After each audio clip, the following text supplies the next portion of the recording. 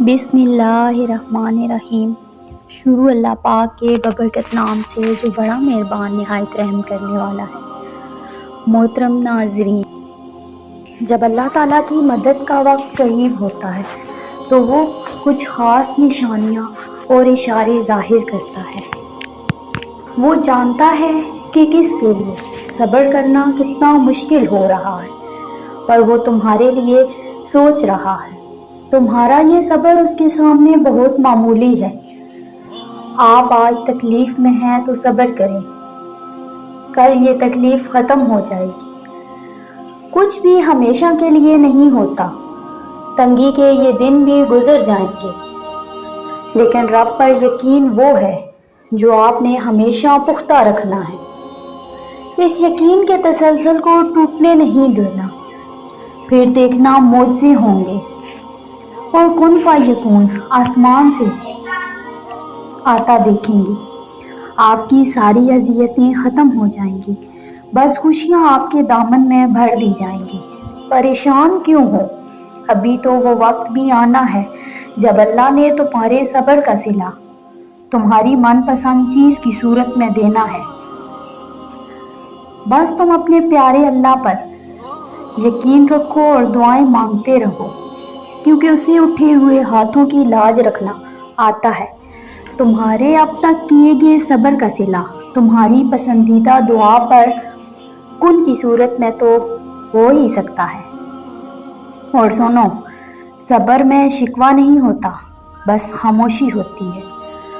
اس خاموشی کا شور صرف اللہ سنتا ہے، اور وہ فرماتا ہے یہ سختی بس کچھ ہی وقت کی بات ہے۔ صبر کر لو، میں صبر کرنے والوں کو ان کے گمان سے بڑھ کر عطا کرتا ہوں۔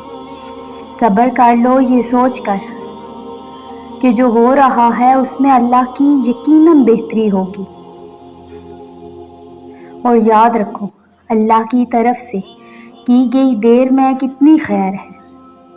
یہ تمہیں تب سمجھ آئے گا جب یہ صبر کے اشک بار سجدے شکر کے سجدوں میں بدل جائیں گے، اور اس وقت تم کانپتے لبوں سے اس کے المجیب یعنی قبول کرنے والا ہونے کی گواہی دو گے۔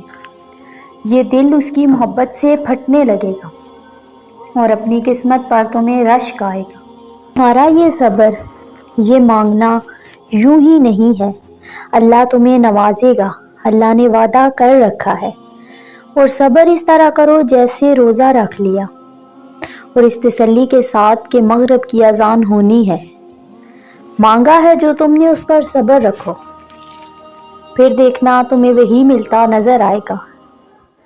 صبر کرنے سے اللہ وہ بھی دیتا ہے جس کی امید نہیں ہوتی، اور مانگنے سے وہ بھی مل جاتا ہے جس کی امید ختم ہو جاتی ہے۔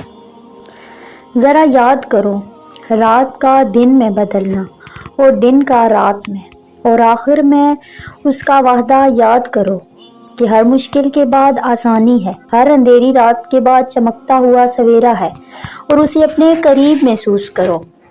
راستے دکھائی نہیں دے رہے، یہ اہم نہیں ہے، اہم یہ ہے کہ آپ کا یقین ہو کہ میرا اللہ راستے بنانے پر قادر ہے، اور وہ ضرور راستے بنائے گا۔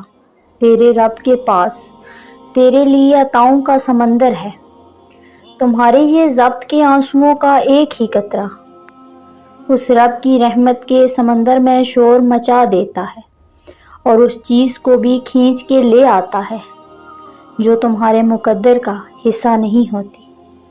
کیونکہ جن راستوں کا سفر تکلیف دہ ہو ان کا اختتام ہمیشہ حسین ہوا کرتا ہے۔